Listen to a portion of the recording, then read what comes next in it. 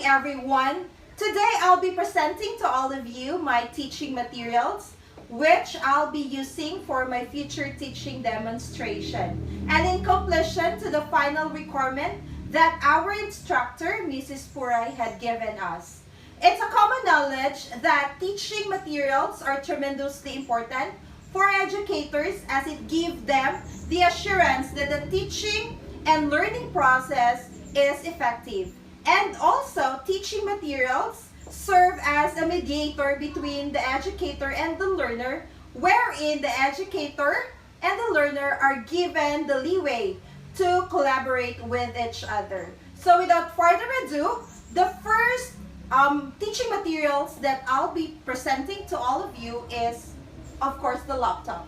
So laptop is basically the most common teaching material that majority of our educators nowadays have been using.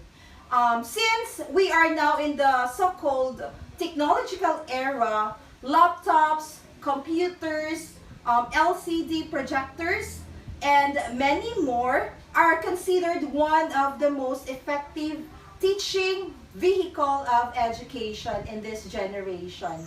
So, in the laptop, I have crafted or created my PPT or the PowerPoint presentation, of course. So the topic that I have chosen was sentence structures or the sentence types. So the first thing that you're gonna see on my PPT or PowerPoint presentation is, of course, the objectives or the learning outcomes. And these were my objectives for this discussion. At the end of the lesson, students are expected to identify the 4 types of sentence according to their structure, write different types of sentences, and label each sentence according to structure. So facet to the motivation, the second teaching material that I would like to introduce to all of you is the visual aids. So visual aid is also known as the instructional material. So the visual aid that I have prepared here, so I created 4 sentences, and then I will let my students group themselves into 4. Then each group will read and observe each sentences according to its structures.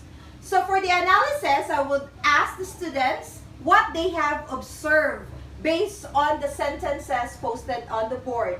So for the first group, eventually they will answer, "Ma'am, the first sentence is, I like coffee." So this is an example of a simple sentence. And then for the second group, I like coffee and Mary likes tea. So ma'am, that is a compound sentence. Why? Because it has 2 independent clauses and then connected by a coordinating conjunction. And then for the third group, which is the third sentence, we miss our plane because we were late. Ma'am, that is an example of a complex sentence. Why? Because we have seen or noticed an independent clause and then a dependent clause. And then they were connected by a subordinating conjunction with which is because. And the fourth sentence, we miss our plane because we were late. So we missed the chance of meeting the manager. So ma'am, that is an example of a compound complex sentence. Why? Because there are 2 independent clauses in the sentence and 1 dependent clause. And then both the coordinating and subordinating conjunction are present. So for the abstraction, I will present to the class again